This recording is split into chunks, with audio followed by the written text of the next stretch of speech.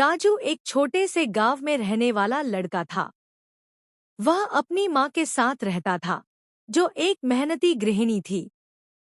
राजू का सपना बड़ा था। वह चाहता था कि उसका स्कूल गांव का सबसे अच्छा स्कूल बन जाए, जहां सभी बच्चे गर्व से पढ़ने आएं। लेकिन स्कूल की स्थिति काफी खराब थी। टूटे हुए दरवाजे, दीवारों पर दरारें और फटी हुई कक्षाएं।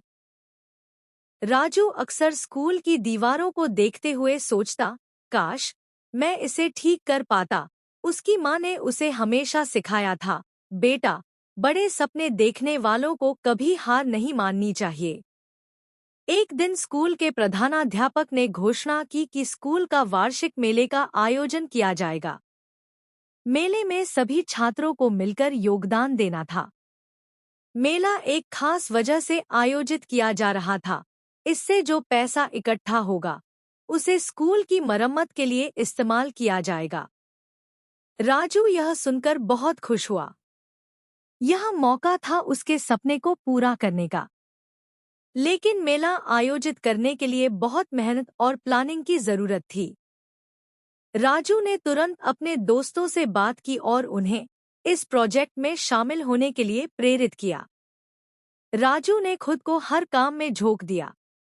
उसने कक्षाओं को साफ किया, पोस्टर बनाए और सभी बच्चों के साथ मिलकर अलग-अलग स्टॉल्स की प्लानिंग की। वह हर एक को हिम्मत देता और कहता, हमारा स्कूल हमारा घर है और इसे बेहतर बनाना हमारी जिम्मेदारी है। पर चीजें इतनी आसान नहीं थी।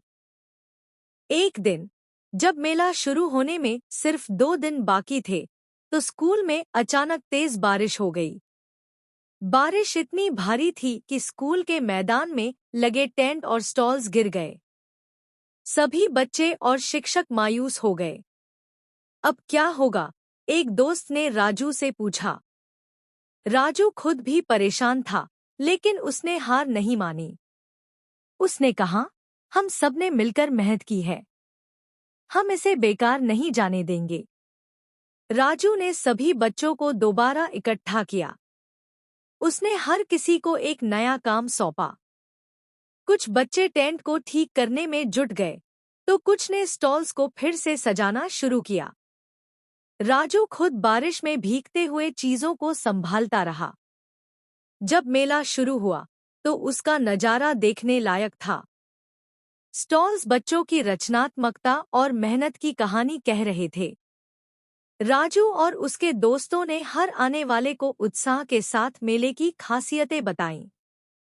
लेकिन असली ट्विस्ट तब आया जब मेला खत्म होने के बाद प्रधानाध्यापक ने घोषणा की कि इकट्ठा किए गए पैसे से स्कूल की मरम्मत की जाएगी, लेकिन उसमें कमी पड़ रही थी। राजू का दिल डूब गया। उसने सोचा कि क्या उसका सपना अधूरा रह जाएगा। तभी गांव के कुछ बुजुर्ग आगे आए। उन्होंने कहा, बच्चों ने जो मेहनत की है, वह सराहनीय है। हम भी इस काम में मदद करेंगे। गांव वालों ने स्कूल के लिए चंदा दिया और एक बड़े व्यापारी, जो मेले में आया था, ने स्कूल को अपनी ओर से अतिरिक्त फंड देने की घोषणा की। अगले कुछ महीनों में स्कूल पूरी तरह से बदल गया। दीवारें नई और चमकदार हो गईं, कक्षाएं मजबूत और सुसज्जित हो गईं, और मैदान बच्चों की खिलखिलाहट से गूंजने लगा। प्रधानाध्यापक ने एक विशेष सभा आयोजित की, जहां उन्होंने राजू और उसके दोस्तों की मेहनत की सराहना की। राजू को स्कूल चैंपियन का खिताब दिया गया। लेकिन राजू ने विनम्रता से कहा, यह मेरी नहीं, हम सबकी मेहनत का नतीजा है। मैंने सीखा कि जब हम दूसरों की मदद करते हैं, तो न सिर्फ हम उनका भला करते हैं, बल्कि खुद को भी बेहतर बनाते हैं। गांव वालों ने तालियों की गूंज से राजू का सम्मान किया। संदेश: जब हम दूसरों की मदद करते हैं और मिलकर काम करते हैं, तो न केवल हमारा सपना पूरा होता है, बल्कि हम दूसरों की जिंदगी को भी बेहतर बना सकते हैं।